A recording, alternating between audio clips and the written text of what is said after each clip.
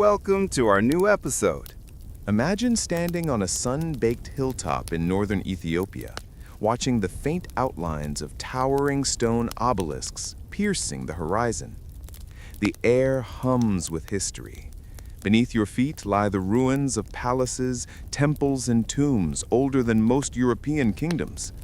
Once, this land was home to one of the greatest powers of the ancient world, a forgotten African empire whose merchants sailed to Rome, Persia, Arabia, and India. This was Axum, the lost kingdom of the Red Sea.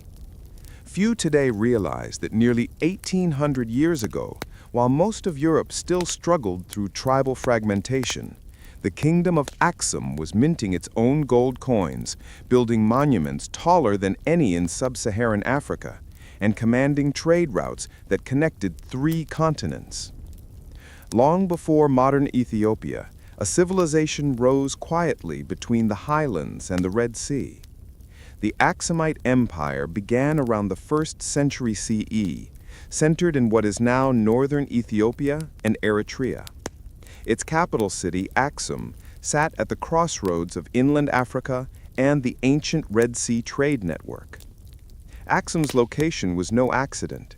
The kingdom occupied a strategic plateau, fertile enough for agriculture, close enough to ports like Adulis, and elevated high above the heat and diseases of the coast. From here, caravans carried ivory, gold, incense, and exotic animal skins down to the Red Sea, while ships from Rome, India, and Arabia arrived loaded with wine, glass, and spices. But to understand Axum's greatness, you need to imagine the world of that time.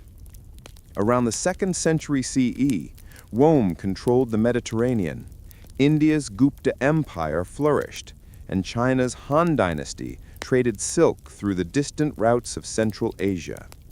Axum was their link, the bridge between East and West.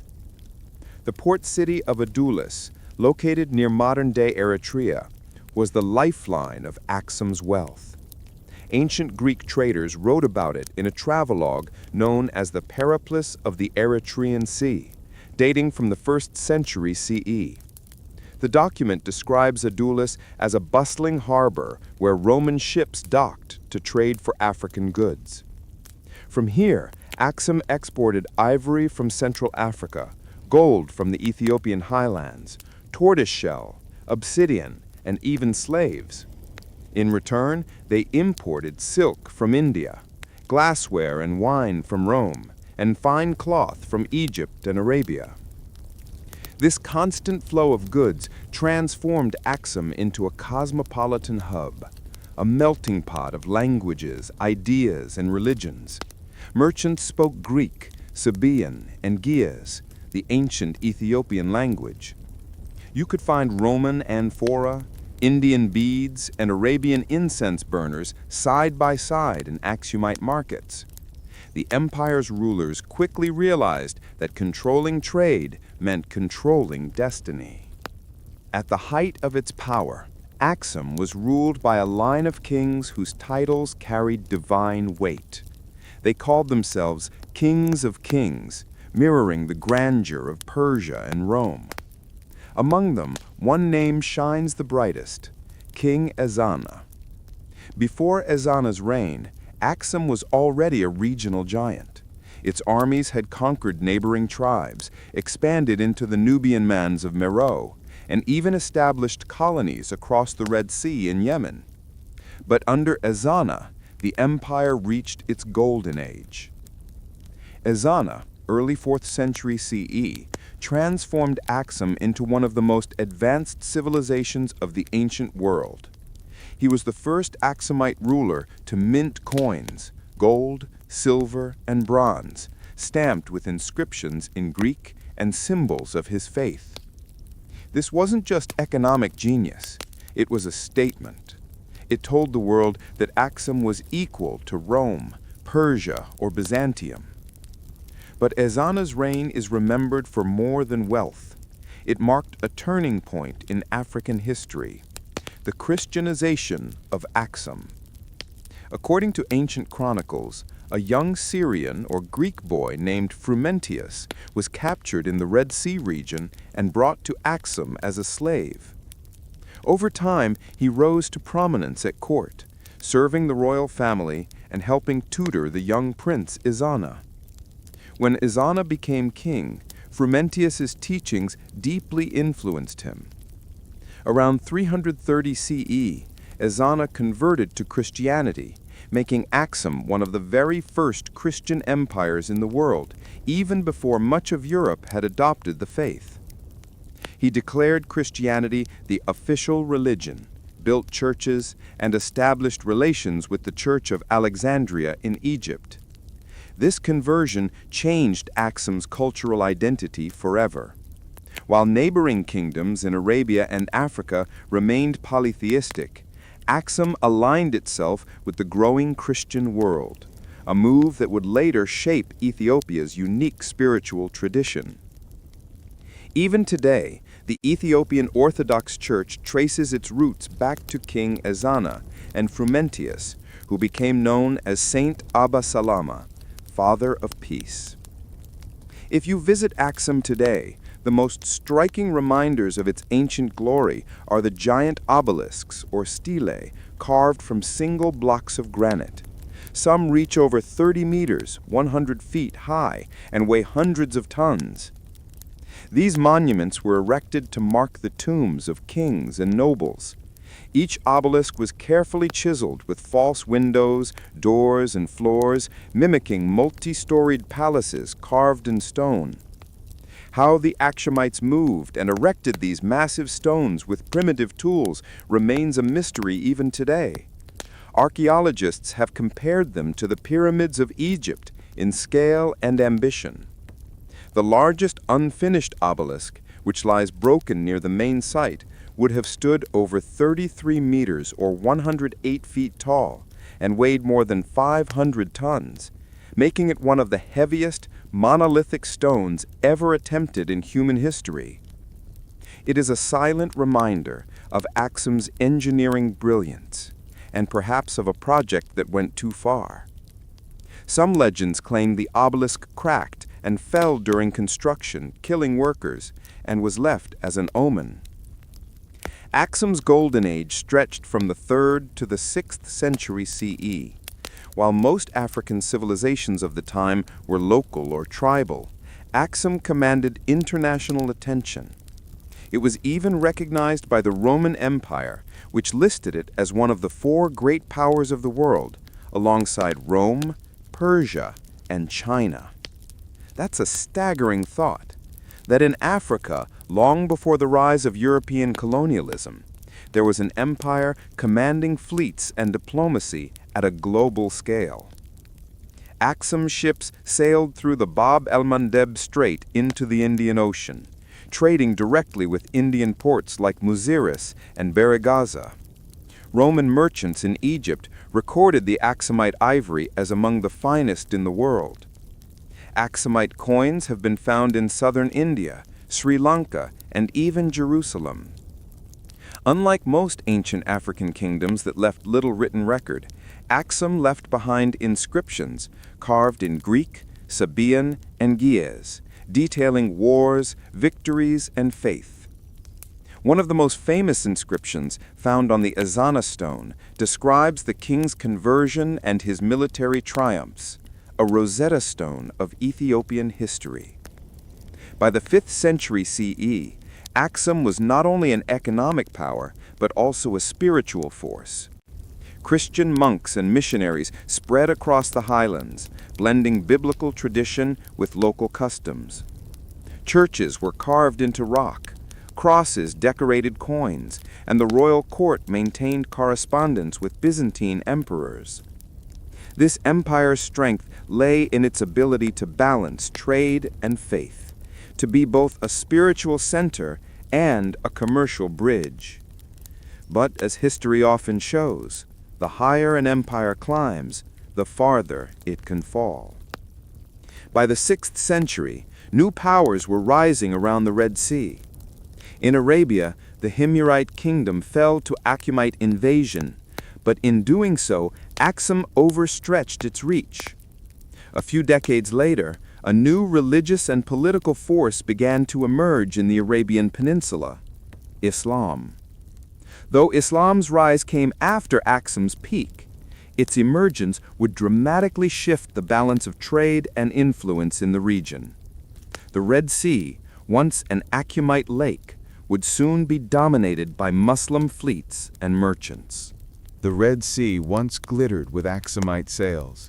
Gold-tipped ships cut through the waves toward India and Arabia, carrying ivory, frankincense, and spices. But now imagine standing on that same shore centuries later. The docks are quiet, the markets empty, the harbor silted with mud. The empire that once ruled these waters has fallen silent. How did a kingdom that once rivaled Rome and Persia vanish almost without a trace? Every empire leaves clues to its downfall long before the collapse. For Axum, the first cracks appeared around the 6th century CE. Its power had always depended on trade. Control of the Red Sea meant wealth, and wealth meant influence. But across the water in Arabia, events were unfolding that would change the world. In 525 CE, King Caleb of Axum launched an ambitious military expedition across the Red Sea. The Himyarite kingdom in southern Arabia had persecuted Christian minorities, and as a defender of the faith, Caleb sent a vast army to intervene. His troops defeated the Himyarite ruler Du Nuwas and installed a client king loyal to Axum. At first, this seemed like a triumph. Christianity had been protected, trade routes secured. Yet that victory came at a heavy cost. Maintaining a foreign colony drained the empire's treasury, stretched its armies thin, and provoked resistance from local Arab tribes. When rebellion broke out a decade later, Axum could no longer sustain control. Its garrisons were slaughtered, and the last Axumite soldiers fled across the sea. For the first time in centuries, Axum's aura of invincibility cracked. At roughly the same time, the environment turned against them. Geological and archaeological studies show that the Ethiopian highlands suffered a period of prolonged drought during the late 6th and 7th centuries. Harvests failed, rivers ran lower, soil eroded. For a mountain kingdom dependent on agriculture, famine struck at the heart of its stability. The royal treasury that once overflowed with gold now struggled to feed the population. Peasants abandoned the fields, caravan routes became unsafe, local rulers began acting independently. Trade itself was changing. Roman Egypt, one of Axum's main partners, had fallen to the Byzantine Empire, and soon new Persian and Arab powers dominated the eastern seas. Where once Roman merchants purchased ivory and incense in Adulis, now ships from Arabia and the Persian Gulf carried their own goods directly to India and beyond, bypassing Axum entirely. The empire that had stood at the center of world commerce now found itself on the periphery. Then came a revolution unlike any the world had seen. In the early 7th century, in the deserts of Arabia, the Prophet Muhammad began preaching a new faith, Islam. Within decades of his death, Muslim armies and traders had united Arabia and pushed outward into the Middle East, North Africa, and beyond. For Axum, Islam's rise was both a threat and opportunity. At first, relations were surprisingly peaceful. According to Islamic tradition, when some of Muhammad's early followers fled persecution in Mecca, they sought refuge across the Red Sea in the Christian Kingdom of Axum. The Negus, referred to in Arabic sources as the Negus, offered them protection and refused to surrender them to their enemies. In gratitude, the Prophet instructed his followers never to wage war against the Axumites. That brief alliance was remarkable. Two faiths, newly born and ancient, meeting in tolerance rather than conquest. But as Islam expanded across the Red Sea and up the Nile, Axum's isolation deepened. Muslim merchants soon dominated Red Sea and Indian Ocean trade, founding new port cities such as Aden, Zabid, and Berbera. Adulis, once Axum's golden harbor, fell into decline, possibly destroyed in conflicts or rendered useless by silt and neglect. Without maritime trade, Axum's economy suffocated. As the coastal regions grew unstable, the Axumite court began retreating deeper into the Ethiopian highlands, searching for more defensible terrain. The royal capital, once vibrant and open to the world, became a mountain citadel cut off from its lifelines. Archaeological surveys show a gradual shift of settlements away from the Red Sea coast toward the interior, places like Adua, Yeha, and later Lalibela. This migration marked not only a physical withdrawal, but a cultural transformation. The cosmopolitan empire of traders became an inward-looking kingdom of monks, farmers, and priests. Still, the memory of greatness lingered. Ancient stelae stood like petrified giants, silent witnesses to a vanished age. Pilgrims continued to visit Axum's old cathedrals, believing that the city still housed the Ark of the Covenant, the legendary chest that once held the tablets of Moses. Faith replaced commerce as the soul of the nation. By the 8th century, Axum's political power had largely dissolved. The world beyond its mountains moved on. Islam ruled from Spain to India. China's Tang dynasty sent ships across the Indian Ocean. Europe descended into the early Middle Ages. Yet in Ethiopia's highlands, isolated communities kept alive a flicker of the Axumite flame. They copied manuscripts in Ge'ez, chanted hymns that echoed Ezana's old faith, and built new stone churches carved straight into rock, the most famous later in Lalibela, centuries after Axum's fall, but inspired by its spirit. It is here that Axum's legacy survived, not as an empire, but as a civilization of faith. For historians, the disappearance of Axum poses one of Africa's great mysteries. Unlike Rome, it left no ruins of amphitheaters or aqueducts. Unlike Egypt, no pyramids full of hieroglyphs explaining its decline. Instead, Axum faded gradually from foreign records. By the 9th century, Arab geographers who once praised its riches described it only as a remote Christian land beyond the desert. The gold coins stopped circulating. The port of Adulis vanished from maps. Even the mighty obelisks toppled, victims of earthquakes and time. Some scholars argue environmental degradation, deforestation, soil exhaustion, and drought crippled agriculture. Others believe Axum's elite shifted focus from trade to religion, losing the economic foundation that sustained empire. In truth, it was likely a combination of all these forces: overreach, isolation, changing climate, and the inexorable pull of history. Yet, as political power waned, Axum's spiritual and cultural legacy endured. The Christian faith that Ezana adopted in the 4th century never died. Monasteries continued to flourish, preserving not only scripture, but also fragments of science, medicine, and philosophy. While Europe struggled through its dark ages, Ethiopian scribes illuminated manuscripts with bright colors and gold leaf, keeping alive a lineage of knowledge stretching back to Axum. Foreign travelers who reached the region in later centuries wrote of a mysterious Christian kingdom hidden beyond the Muslim world.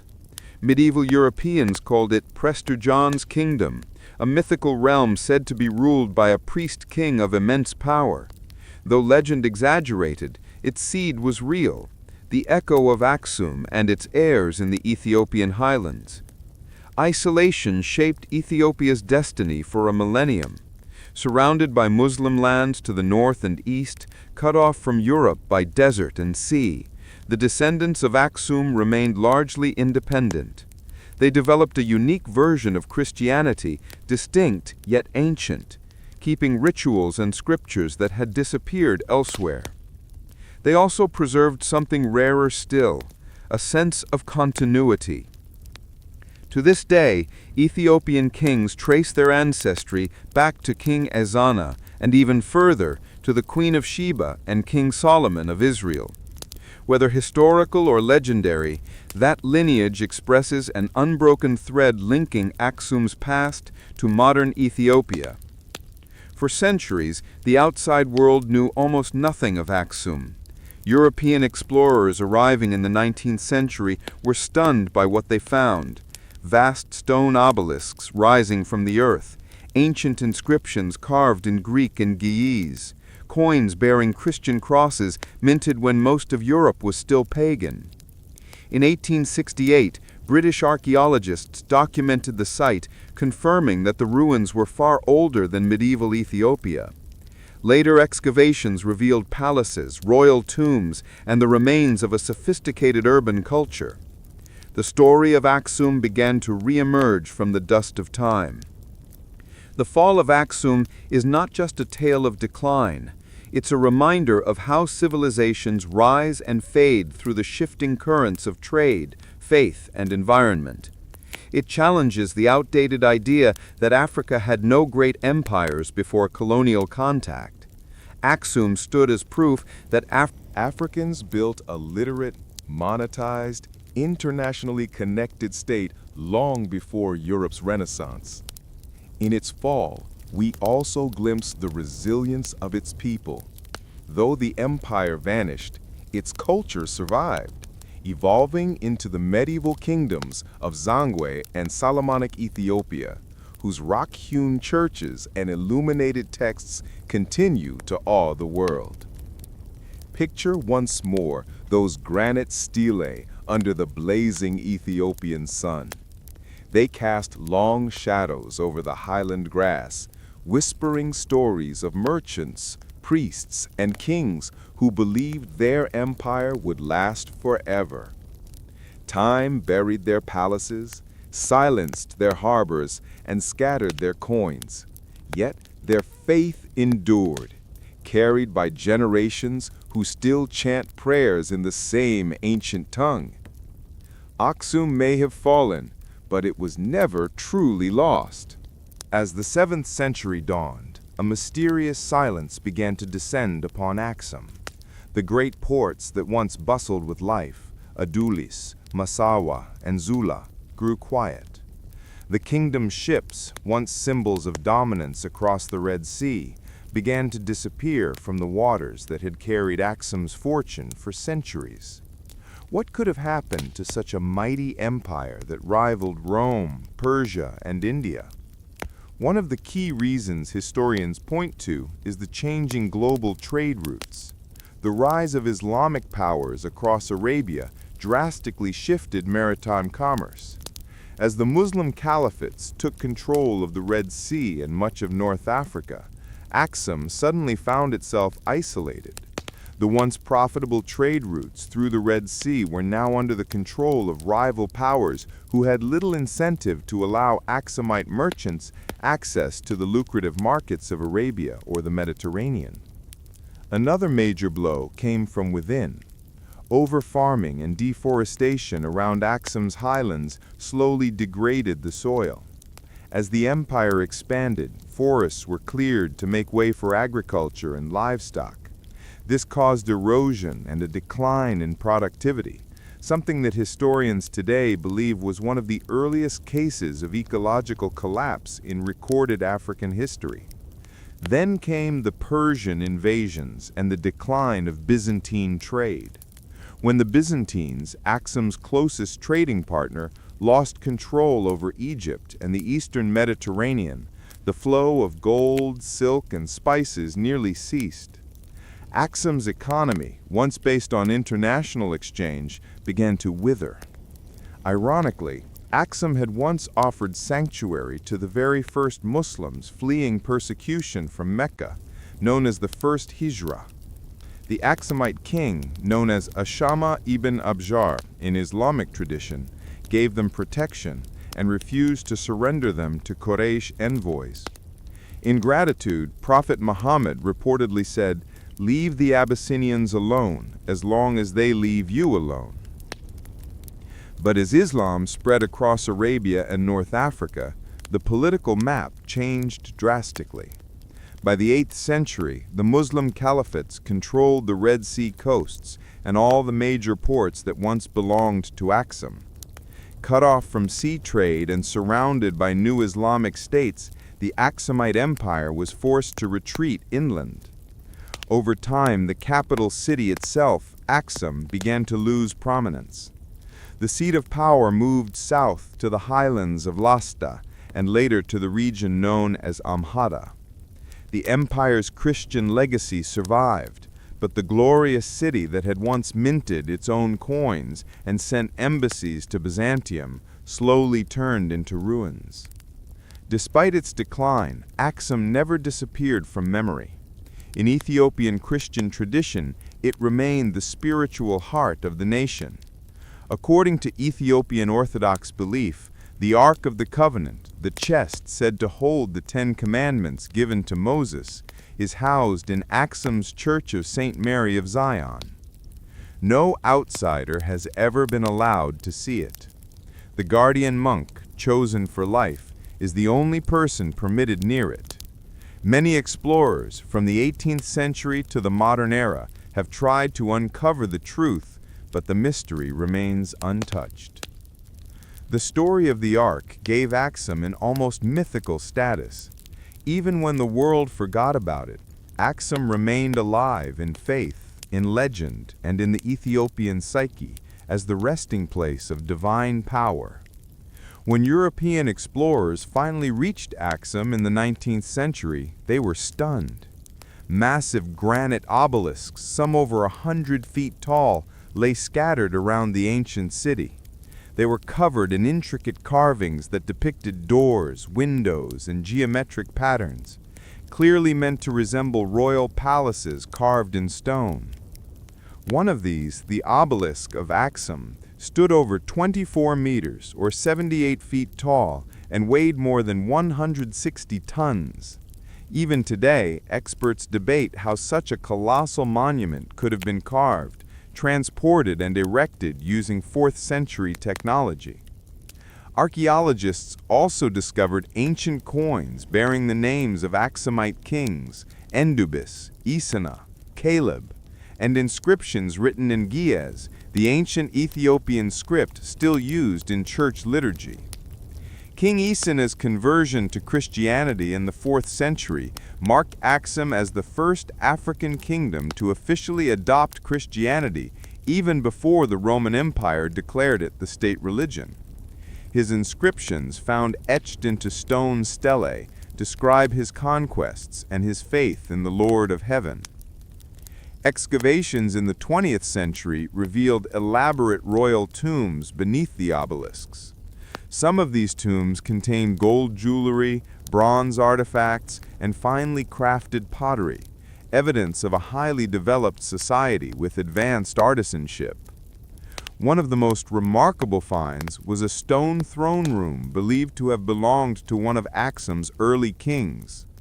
The throne, carved out of a single block of granite, symbolized the divine right of the monarch to rule as both king and priest, a concept deeply embedded in Ethiopian tradition. Yet many areas of Axum remain unexcavated. Archaeologists believe that beneath the modern city lie layers of history, possibly palaces, archives, and temples that could completely rewrite what we know about early African civilization. Even after its fall, Axum's cultural and religious legacy shaped Ethiopia for over a millennium. The Solomonic dynasty, which ruled Ethiopia until the 20th century, claims direct descent from King Solomon of Israel and the Queen of Sheba, whose legendary meeting, they said, birthed the Ethiopian royal line. This belief was central to Ethiopia's identity. When Emperor Haile Selassie came to power in the 20th century, he traced his lineage back to Axum and to Solomon himself. For the Rastafarian movement, Haile Selassie became a messianic figure, linking Axum's legacy to a global spiritual awakening. In many ways, Axum's story never truly ended, it evolved. It became a symbol of African pride, endurance, and mystery. It stands as proof that long before European empires or Middle Eastern dynasties, Africa had its own centers of power, wealth, and innovation. Places like Axum that connected worlds and carried wisdom across oceans. Today, visitors to Axum walk among the ruins of a forgotten empire. Massive stone pillars, broken altars, and weathered inscriptions. The air is dry, the earth red, and the silence heavy with history. Locals still speak of the old kings, of Ezana's conversion, of the Ark hidden beyond reach. And though centuries have passed since Axum's ships last sailed the Red Sea, its spirit endures, etched into the landscape, whispered in legend, and remembered by those who seek to uncover the truth behind Africa's lost kingdoms. Perhaps the real secret of Axum isn't gold, trade, or conquest. It's the story of resilience, how a civilization can rise, fall, and yet live on through its faith, culture, and the memory of its people. Because some empires may vanish from maps, but their echoes never fade.